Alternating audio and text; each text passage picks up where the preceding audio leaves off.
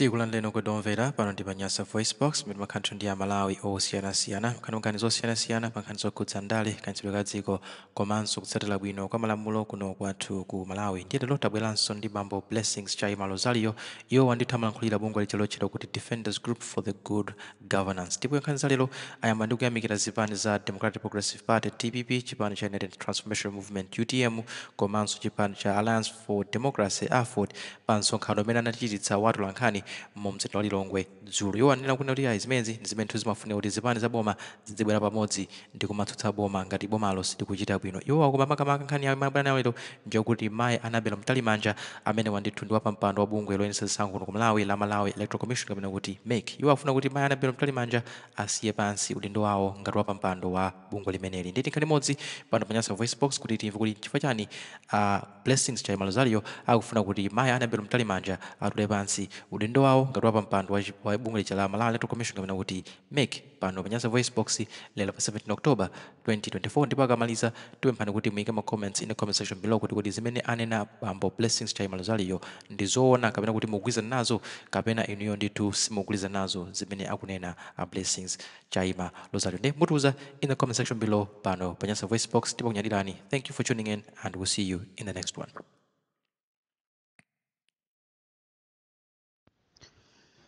Mwadzuka bwanji Amalawi konse kumene muli. Ine ndi Blessings Chaima Lozalio kuchokera ku Defenders Group for the Good Governance.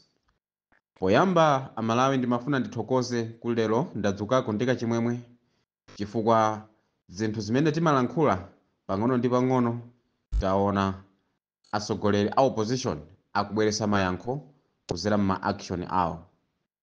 Ndiyamike kwambiri chipani cha DPP, chipani cha AFOD komanso chipani cha UTM chifukwa chakubwera pamodzi ndikupangisa msonkhano watu lankhani kufotokoza nkhawa zimene Amalawi ali nazo.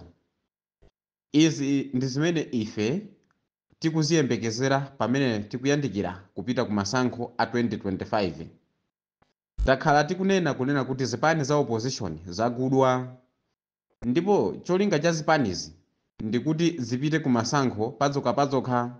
Cholinga MCP ibere zisankho zimophweka, ndipo takhala tikusindika kunena kuti zipani za opposition m'Malawi ndi ziwiri, AFOD komanso DPP.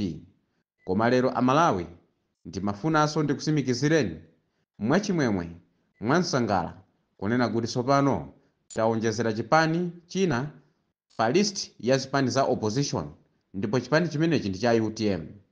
Tikunenatu UTM osati UTM yake ya masuti afupi, tikunena UTM ya zitenje zazitalizitali.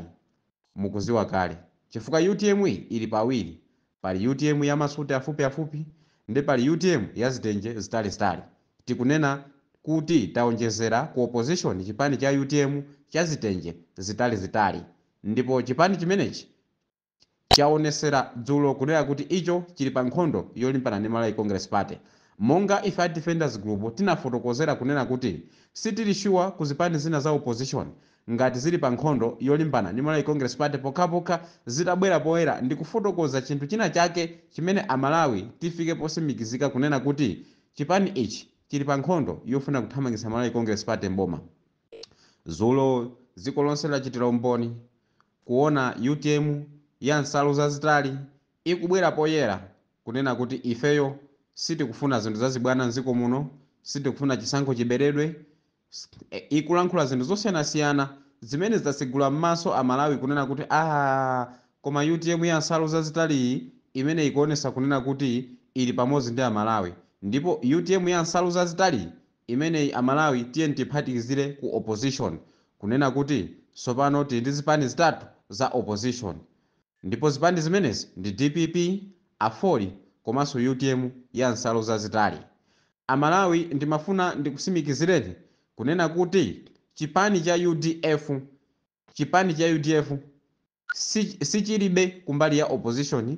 Ife tidzakuuzani, tidzakusimikizirani mu nthawi imene tidzachione kunena kuti chipanichi chili ku opposition. Chipani cha UDF sichili ku opposition, tiye ndichisiye pa pending. Panopa Amalawi tiyang'ane chipani cha DPP, tiyang'ane chipani cha UTM, tiyang'ane chipani cha A4. Zipani zimenezi ndi zimene zili pa nkhondo yolimbana ndi Malawi Congress Party, ndipo zikugwirizana ndi zimene ifeyo amalawi mutu mwathu zilimo pofuna kuchosa Malawi Congress Party. Tithokoze chifukwa cha powerful press briefing imene inu adzipani zosusa boma zipani zitatu munakhala nayo dzulo. Yaonesa kuti ndi yamphamvu, ndipo yaonesa kunena kuti ntchito ilipo, ndipo amalawi tonse tikwenera tidzuke tiyime limodzi ndi zipani zimenezi za opposition. Zikufunikira kuti zipase support yonse, zikufunikira kunena kuti tiyime nawo kuti nkhondo imeneyi tiyimenye. Ine ndinalo ukondwera kwambiri kuona atsogoleri mzipani zimenezi akulankhula mwamphamvu, akulankhula mopanda mantha. Ine nkumati sha, koma apapande ya, apapande mayankho athu achakutani akubwera azimene ife tinkafuna zija. Ine ndidafotokoza momveka bwino mu audio yanga ya masiku apitawa kunena kuti chisankho cha 2025 a opposition kulibeko chawo. Pofotokoza zimenezi ndidasindika kunena kuti mmene Mayi Annabel Mtalimanja, chairperson wa bungwe la MEC, anafotokozera pa interview ina ya wireless ya Times, zidachita kuwululiratu kunena kuti chisankho cha 2025 sichizayenda bwino. Mukufotokoza kwake iye amaona ngati akuchenjera, akufotokoza mwanzeru kuti mwina anapita ku sukulu anaphunzira, koma osaziwa kunena kuti mukufotokoza kwake kumene anafotokoza Mayi Annabel Mtalimanja pa wireless ya Times, anthu odzindikira, anthu amene tili ndi brain timatha kumva chinthu ndi kuyikapo application, tidadziwa kunena kuti 2025 chisankho sichizayenda bwino, chifukwa panali mafunso ambiri amene amalephera kuwayankha moti amalawi tikhutire. Mukumema anthu kunena kuti akalembese mwaunyinji mukaundula wa mavoti pogwiritsa ntchito ma national ID, komatu pali maboma ena amene ma national ID wo anthu sanapeze kuzera ku NRB sinalembe. Funso limene kuti aliyankhe bwinobwino analidzembadzemba, anangonena kunena kuti anthu abwere mwaunyinji akalembese ndipo ndi ID yokhayo. Zimene zimaoneseratu kunena kuti uyi Mayi Annabel Mtalimanja ndi wa MCP, akungofuna kunena kuti chipani cha Malawi Congress Party chiloweso mboma. Anthu apita bwanji mwaunyinji kukalembesa mukaundula wa mavoti pogwiritsa ntchito national ID, imene national ID yo inayenera kuperekedwa ndi NRB alephera kupereka kwa anthu. Ndiye commissioner wa MEC malo moti alongosole zimenezo asimikize ku mtundu wa Malawi kunena kuti aliyense amene sanapeze ID abwere adzalembesa mukaundula wa mavoti, padzakhala NRB pomwepo azidzasimikizira kuti munthuyi ali nawo ID kapena alibe. Ngati alibe adzampasa popompo ndi kulembesanso mukaundula wa chisankho. Ameneyi Mayi Annabel Mtalimanja sanathe kufotokozera motere choncho ayi, zomwe zimaonesa kunena kuti walephera pa ntchito yake ndipo sitingamkhulupirire. Komanso Mayi Annabel Mtalimanja ndi mwana wa John Tembo amene anakhalapo president wa Malawi Congress Party pa zaka zochuluka kwambiri akuyendesa chipani cha Malawi Congress Party. Ndiye chipani cha Malawi Congress Party pano ndi chimene chili mboma. Kodi ameneyi tingamkhulupirire kuti angayendesa chisankho mwabwino? Sizingatheke. Afuna kuti Malawi Congress Party ipitirire. Choncho amene akuyenera kukhala commissioner wa MEC sakuyenera kukhala mtengambali wa chipani china chilichonse kapena oti m'bale wake ali ku chipani china chake. Iyayi akuyenera kukhala munthu ona kuti sakukhuzana ndi chipani, alibe mwana wake, alibe bambo ake, alibe agogo ake, alibe mayi ake, alibe m'bale wake, amene akugwira ntchito za ndale, amene akuyimirira ku chipani china chake. Commissioner wa MEC akuyenera kukhala munthu osamvekapo ndi mbiri ina inonse, even ku banja la kwawo kusakhale munthu ina aliyense amene ali connected ndi za ndale. Choncho Mayi Annabel Mtalimanja sali wethe kukhala commissioner wa MEC. Ife ngati defenders group for the good governance tikuyima ndi zipani za opposition kupempha kunena kuti Mayi Annabel Mtalimanja atule pansi udindo kapena President Lazarus Makafe Chakwera achose ntchito Mayi Annabel Mtalimanja, ndipo kubwere commissioner wina wasopano, ndipo commissioner amene asakhale tisamveso kunena kuti m'bale wake ali ku chipani china chake. Tisamve kunena kuti m'bale wakeyi amagwira ntchito ku DPP, m'bale wakeyi amagwira ntchito ku MCP, m'bale wakeyi amagwira ntchito ku A4, m'bale wake amagwira ntchito ku chipani chakuti. Tisamve zimenezozo. Akhale commissioner oti sakumveka ndi ene connectivity ndi chipani china chake. Izozo zitithandiza ndiponso timuona kunena kuti kodi ndi mmene akuwambira kugwira ntchito, kodi ntchitoyi ayikwanisa, chifukwa ngati sayikwanisa ife tomwe Malawi timuona ndipo tinenanso kunena kuti iyayi sitinafikepo, uyiso soyenerera akuyenera kuti achosedwe pokapoka timpeze commissioner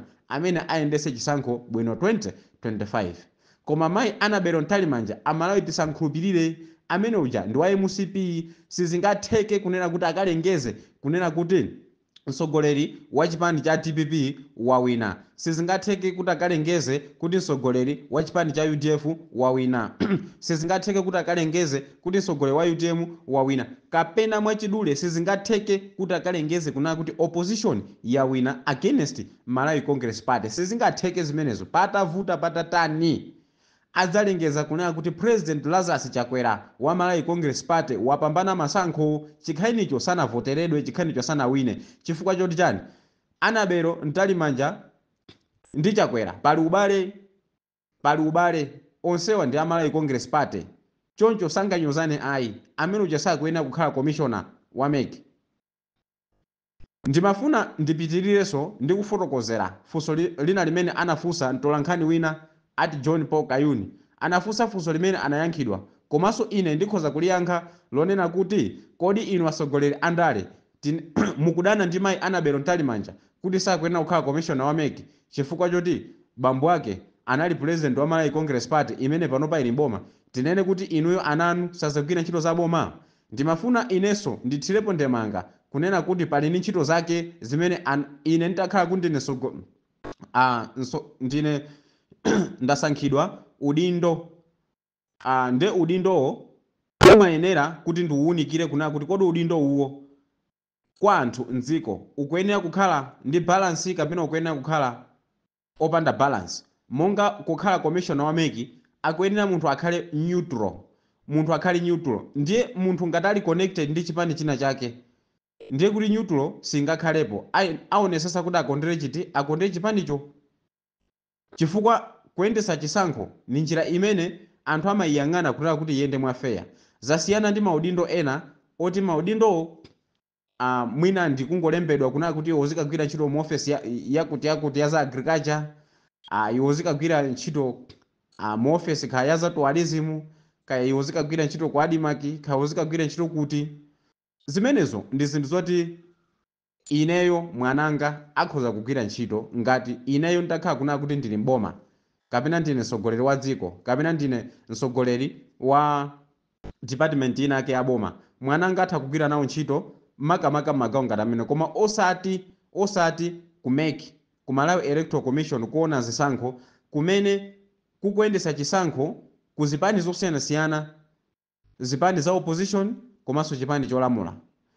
Kumeneku kumafunikira kukhale neutral chifukwa kumayenera kuti kulemekeze chisankho cha anthu amapereka mavoti, ndipo mavoti amayenera kunena kuti alemekezedwe, asasokonezedwe, koma ayende mwa fair and credible. Ndipo zonsezi kuti ziyende bwino zimafunikira munthu asatenge mbali posapota chipani china chake, asatenge mbali pokondera munthu wina ake pamene akugwira ntchito imene yoyendesa chisankho. Chifukwa chache pamakakamizidwa kunena kuti ntchito ina iliyonse iwo utakhala kunena kuti munthu uli mboma, kaya ndiwe nduna, kaya ndiwe president, mwana wako atha kugwira ntchito ina iliyonse mboma, koma kupatula udindo wa commissioner wa MEC. Kumene kuja sizingatheke chifukwa kumene kuja ndi kumene Amalawi tonse timakuyang'ana kuti kulemekeze ufulu wathu umene ife taupereka kuzera mu voti. Ndipo ufulu umenewu sumayenera kuti upomponezedwe, chifukwa ukapomponezedwa umayika pa chiopsezo miyoyo ya anthu ochuluka. Choncho a John Paul Kayuni ndikuyankheniso ni ine Blessings Chaima Lozalio kuchokera ku Defenders Group for the Good Governance, kuonjezera pa mayankho amene dzulo mwayankhidwa ndi atsogoleri zipani za opposition kunena kuti mwana wa munthu wandale akhoza kugwira ntchito mboma koma kupatula ku bungwe la MEC. Bungwe la MEC kumayenera kukhale anthu independent, osakhuzana ndi ndale, osakhuzana ndi chipani china chilichonse, osakhuzana ndi kulumikizana ndi munthu wina aliyense kapena kudziwana ndi munthu wina aliyense wa chipani.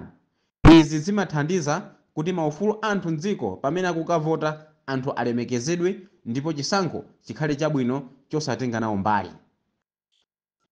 ndiye ndimalize ndikupempha Malawi kunena kuti tiye tiyime limodzi kuti Malawi wathu chisankho cha 2025 chiyende bwino. Chisankhochi ngati sichiyenda bwino ndiye kuti zipangisa kuti ife Malawi tikhale pamoto pa ululu wochuluka umene tilira kwambiri ndi Malawi Congress Party.